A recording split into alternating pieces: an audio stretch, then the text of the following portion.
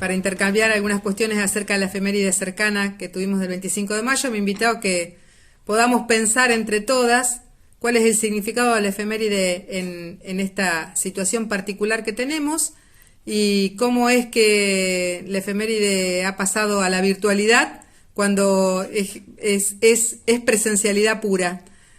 Básicamente la efeméride sabemos que ha nacido de la mano de la ideología dominante del siglo XIX, esa ideología dominante que trataba de crear y de imponer una cultura hegemónica para crear un ciudadano que sirviera los intereses, por supuesto, propios.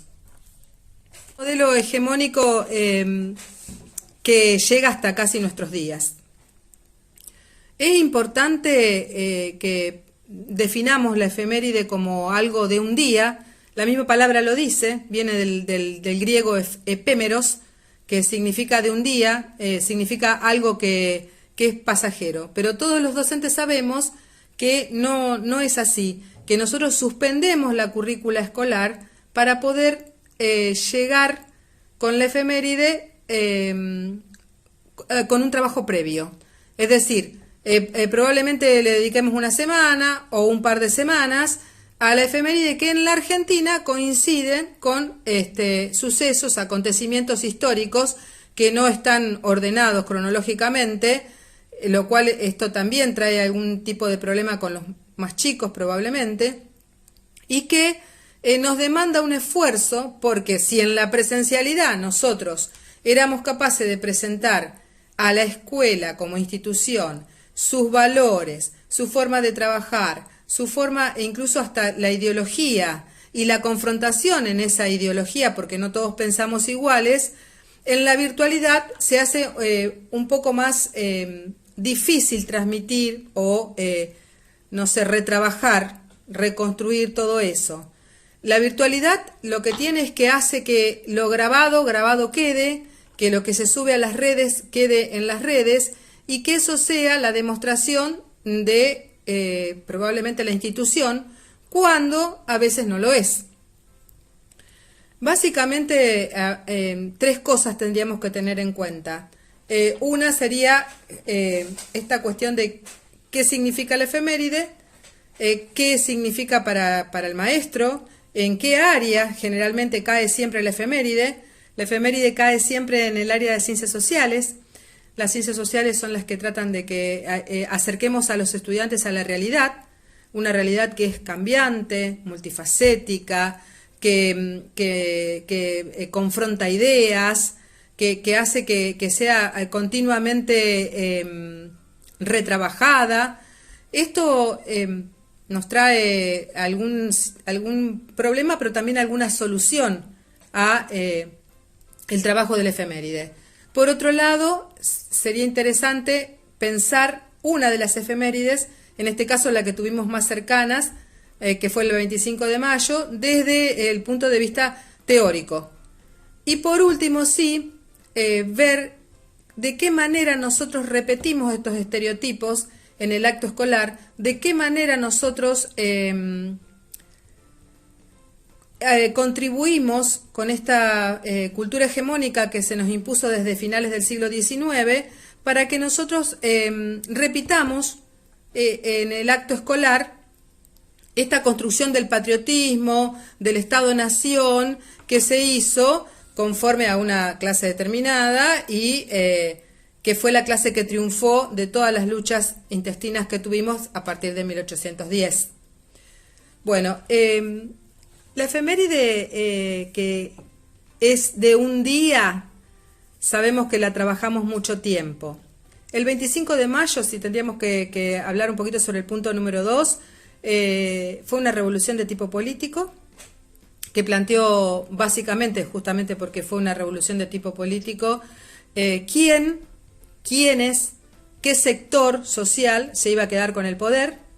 Esto trajo aparejado un montón de luchas internas que van a prolongarse desde 1810 prácticamente hasta 1853 o 1800, podríamos estirarlo, 1860. Esas luchas involucraron diferentes formas de ver la economía, diferentes formas de concebir las relaciones entre Buenos Aires y el interior, diferente ideología, y sabemos muy bien quiénes fueron los que triunfaron. Es decir, los que triunfaron impusieron su modelo desde finales del siglo XIX.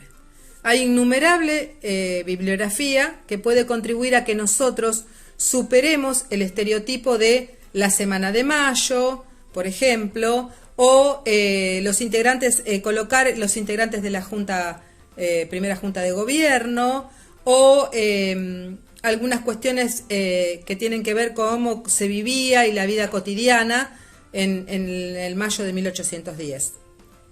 Por otro lado, sería muy interesante que pensáramos, para el tercer punto, de qué forma e ingenuamente y a veces hasta infantilizando, nosotros le proveemos a los niños formas de pensar la historia de nuestro país lineal, congelada, cosa que justamente se visualiza en el acto del 25 de mayo. Voy a dar varios ejemplos para que nos veamos todos reflejados en esos ejemplos y cómo esto ha perdurado a través de todo el siglo XX y lo que va del siglo XXI. Muchas veces el 25 de mayo festejamos el cumpleaños de la patria, a veces hay torta, es una buena intención, pero infantiliza la historia. Por otro lado, yo siempre le decía a mis exalumnas, si el 25 de mayo fue el cumpleaños de la patria, ¿qué será el 9 de julio?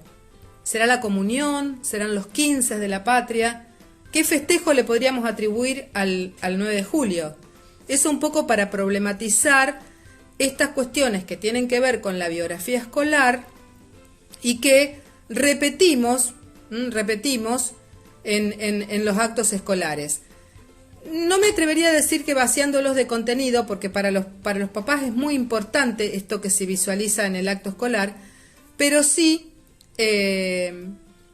haciendo que la historia tenga una visión ingenua.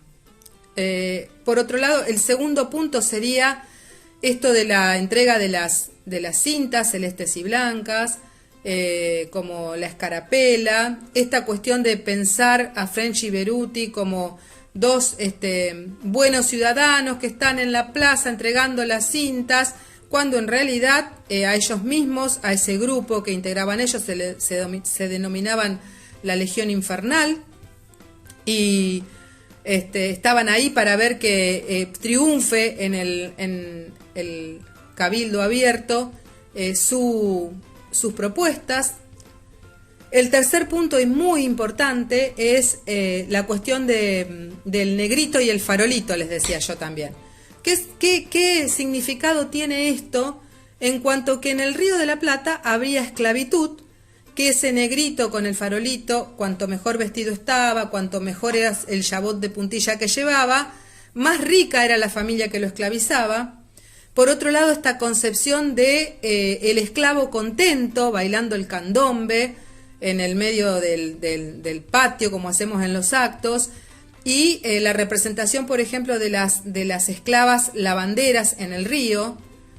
Problematizar, por ejemplo, que en el Río de la Plata, en el invierno, las aguas toman un grado bajo cero, grados bajo cero, 3, 4, 5 grados bajo cero. ¿Quién puede estar esclavizado y contento lavando la ropa en el río? Otra de las cuestiones fundamentales que por ahí estereotipamos tiene que ver con el caballero y la dama como personajes que solamente tienen esa vestimenta, el peinetón, la mantilla, el frac y la galera, cuando en realidad representan a las clases sociales que participaron verdaderamente de la revolución, que fueron estos invitados que hubo al cabildo. Bueno, y muchas otras cosas más que podríamos seguir dando ejemplos, pero que hacen que nosotros no podamos problematizar esas cuestiones históricas a través del efeméride. Nuestros niños, tanto de los chicos de primer grado hasta séptimo grado, comprenden perfectamente los sentimientos de desconsuelo, los sentimientos de avasallamiento, los sentimientos de ira, los sentimientos de cuando uno se siente mal, hacerlos pensar, por ejemplo, cómo se sentiría el esclavo en el Río de la Plata, hacerlos pensar de qué forma, por ejemplo, otro de los ejemplos es la mujer participó en los sucesos de Mayo, ver de qué manera nosotros podemos acercarlos a la realidad, haciéndolos participar del acto, pero mostrándole una realidad que se acerque mucho más a la cuestión histórica que lo que realmente estamos haciendo a veces con nuestros actos. En la vorágine de que nos toca a veces organizar el acto, nosotros queremos que el acto sea divertido, que además de divertido participen todos, que esa efeméride sea inolvidable, y lo que estamos haciendo es muchas veces haciéndola un poco banal con respecto a lo verdaderamente sucedido. Bueno, estas reflexiones me encantaría hacerlas en una presencial, cara a cara, y que cada uno de nosotros podamos expresar lo que sentimos, y si verdaderamente nos sentimos identificados con esta cuestión de que repetimos nuestra biografía escolar, es decir, todo aquello que nos ha marcado a nosotros, y muchas veces todo esto que nos han repetido en el profesorado, que nos han repetido en las capacitaciones y todo, queda un poco de lado. Bueno, agradecerles la escucha, y esto es solo una tirada de punta como para que podamos pensar la efeméride desde otro lugar, desde un lugar que no es congelado, desde un lugar en que el presente interroga continuamente al pasado. Entonces nosotros podemos prácticamente interrelacionar presente, pasado y futuro, y que eso verdaderamente sería el objetivo, darle vida a la efeméride, comprometernos en la efeméride para que se conozca la historia y los sucesos como realmente ocurrieron. Agradecerle nuevamente a Samantha que estuvo muy amable en invitarme a que pudiéramos relacionarnos de esta forma y poder pensar la efeméride de esto, y 2 o 3 palabras en general para los docentes. Una es que merecemos la lucha docente, merecemos seguir peleando por una mejora, por un mejor salario, y también merecemos infraestructura, y para esta